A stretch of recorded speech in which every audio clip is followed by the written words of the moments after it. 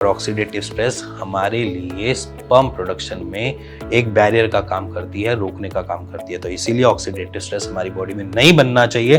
तो नींद 9 घंटे की पूरी लो। मैं हर मोमेंट पे बोलता हूँ कि गट हमारे लिए बहुत मेजर चीज़ है। अगर गट हमारा वीक पड़ता है कहीं पे भी तो हमारे न्यूट्रिशंस हमें नहीं मिलते। तो इसलिए गट को हेल्दी बनाने के लिए आपके पास 2 चीज़ें आ गई। वेज में मशरूम जैसी चीज़ें भी हैं जिसमें हमें बहुत सारी चीज़ें मिल जाती हैं। अदरवाइज आपके सामने मैंने वेज की एक लिस्ट बना रखी है, तो वेजिटेरियन ये सारी लिस्ट प्रोक्यूट कर सकते हैं और इन सारी चीज़ों से ऑन एन एवरेज अपनी न्यूट्रिशन डेली रूटीन की जो न्यूट्रिशन की रिक्वायरमेंट है वो पूरा कर सकते हैं।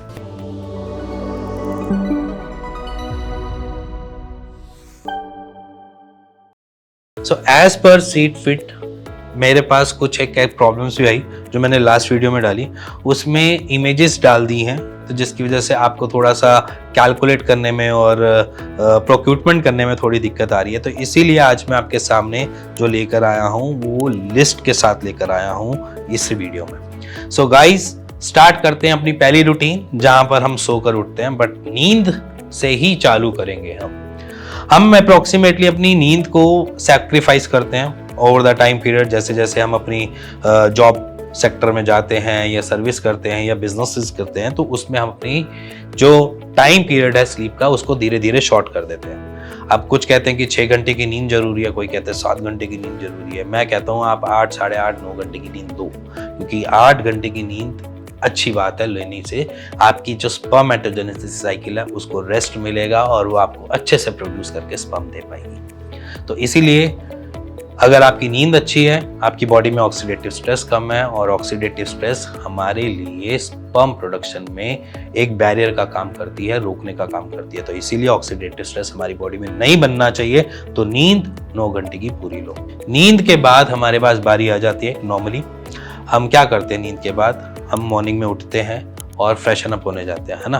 तो जब आप फ्रेशन अप होने जा रहे हो तो एक नॉर्मली अपना आप फ्रेशन अप होने से पहले थोड़ा सा आप क्या करेंगे, एक लेमन लेंगे और एक गर्म पानी लेंगे और उसको निचोड़कर सिप सिप करके पिएंगे। देन उसके बाद आप अपना मोशन पास करने जाएं, क्योंकि मोस्ट ऑफ द पेशेंट्स या जैसे मैं बोलूँ कि मोस्ट ऑफ द एक नॉर्मल हमारी इंडियन रूटीन में दुनिया सबसे पहले यहाँ पर चाय पीती है, फिर फ्रेशन अप होने जाती है या गर्म पानी पीती है। तो आपने वही चीज़ करनी है, गर्म पानी पीना है तो उसके अंदर थोड़ा सा नींबू डाल देना है और उसको पीकर आपने फ्रेशन अप होने जाना है। अब रह गई बात आपकी विटामिन सी की जो कमी है, वो आपकी नींबू पूरे डे की ओवर कर देगा, मतलब वो खत्म ही कर देगा।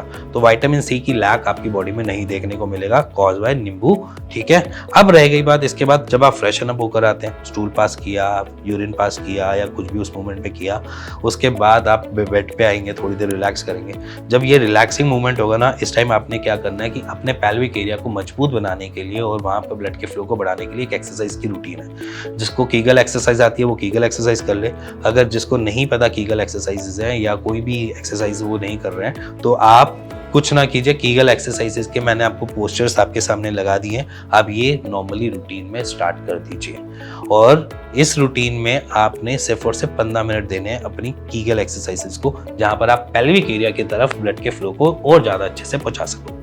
इससे आपकी स्पर्म क्वालिटी और स्पर्म बढ़ाने की क्षमता बढ़ेगी। इसके बाद बारी आ जाती है आपकी एक नॉर्मल ब्रेकफास्ट मील की। ब्रेकफास्ट मील में मैं हमेशा कहता हूँ कि आपकी जो डेली रिक्वायरमेंट है वो जिंक की होती है। तो यहाँ पर अगर आप एग खाना पसंद करते हो तो आप डेली आप एग खा सकते हो, एज इन ऑमलेट बनाकर या एज इन बॉइल्ड करके, या फिर आप अलग अलग डिशेस में भी बना सकते हो। तो एग हमारे लिए सेलेनियम भी देता है, जिंक भी देता है और साथ ही साथ आपको इसमें प्रोटीन भी मिल जाता है। तो 3 मेजर न्यूट्रिशंस आपको एग से मिल जाते हैं जो आपकी फर्टिलिटी को बूस्ट करते हैं। आप कहते हैं कि एग खा लो, एग से आपको फर्टिलिटी बूस्ट होती है, मसल बूस्ट होती है, एज ए जिम इंस्ट्रक्टर भी बोलते हैं आपको। उसके पीछे रीजन ये है क्योंकि प्रोटीन का सबसे अच्छा सोर्स जो है वो आपका एग ही है। तो इसीलिए अंडा खाते हो या अंडा लवर हो तो प्लीज खाओ, क्योंकि इस मोमेंट में एग आपके लिए क्या है, वरदान है। और इसी के साथ अगर आप एग या नॉनवेज वगैरह नहीं खाते हो तो मैंने कुछ एक आइटम्स डाल रखी हैं जिसको आप डेली बेसिस पे ले सकते हो, जैसे कि अखरोट हो गए, ठीक है, या बादाम हो गए।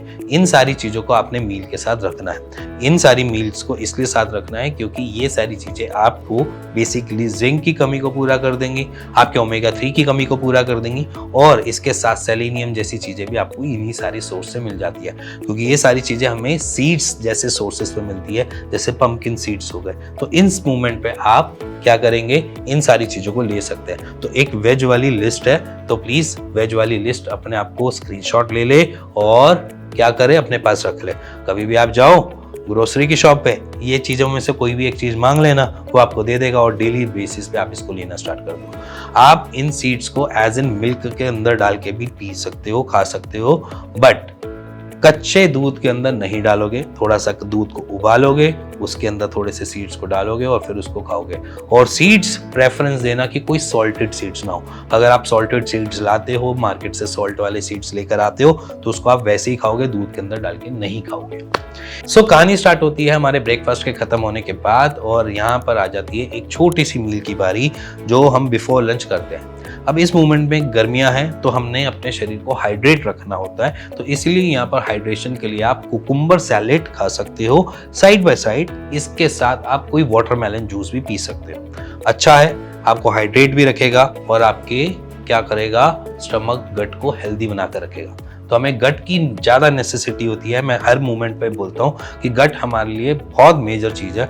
अगर गट हमारा वीक पड़ता है कहीं पे भी तो हमारे न्यूट्रिशंस हमें नहीं मिलते। तो इसलिए गट को हेल्दी बनाने के लिए आपके पास दो चीज़ें आ गई कि यहाँ पर अगर आपको मिलता है वाटरमेलन जूस तो पी सकते हो, इसके साथ अगर कुकुम्बर सैलेड मिल जाती है वो खा सकते हो, या अगर आप फील्ड का वर्क करते हो और आपको बेल पत्तर का गूदा मिल जाता है तो वो भी आप ले सकते हो इस मोमेंट पे। और आपकी हेल्दी बॉडी के लिए आपका हेल्दी गट होना जरूरी है।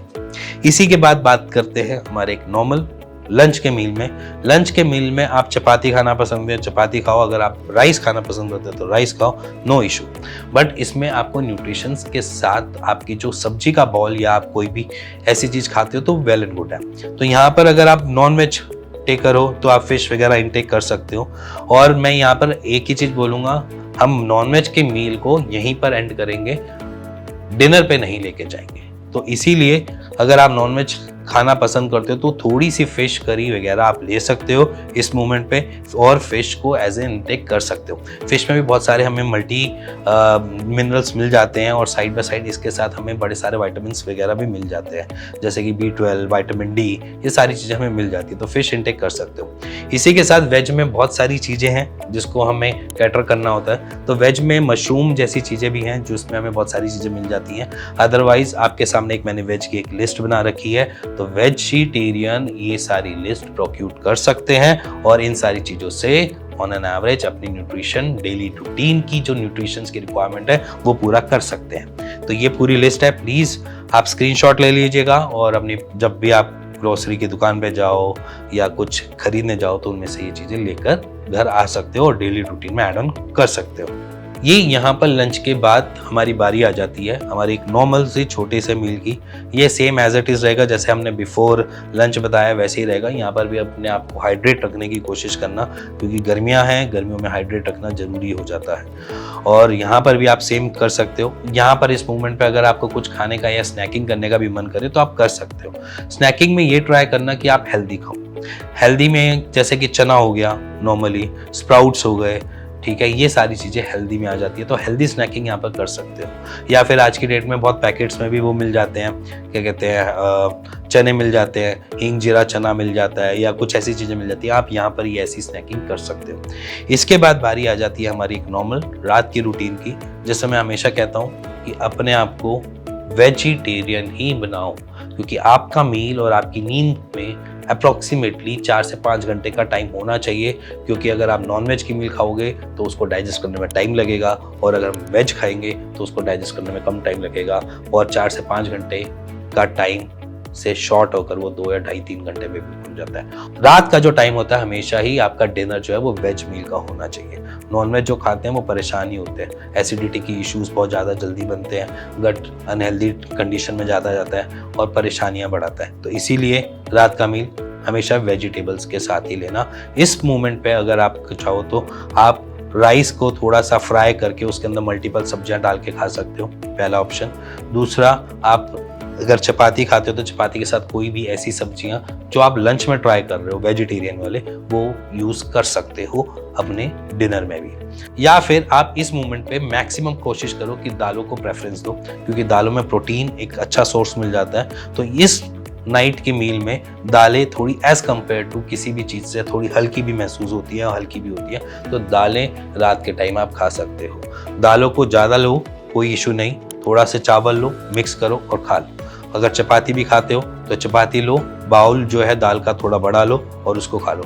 दालें आप सारी खा सकते हो, कोई भी मनाही नहीं है दालों में कि आप ये नहीं खा सकते वो नहीं खा सकते, ठीक है। तो दालें आप सारी खा सकते हो, मिक्स दाल वाली भी बना सकते हो, कोई दिक्कत नहीं है। दालें खाना जरूरी है, ठीक है। तो डिनर दालों के साथ, लंच सब्जियों के साथ, ब्रेकफास्ट अगर अंडा है तो अंडा, नहीं तो अंडा नहीं मिलता है तो अदर सोर्सेज हैं, जैसे आपका हो गया अखरोट हो गया, आलमंड्स हो गए, बहुत सारी अलग अलग चीज़ें जो मैंने आपको लिस्ट दिखाई है, वो लिस्ट में से कुछ भी ले सकते हैं। इसके साथ ये पूरे डे की रूटीन है।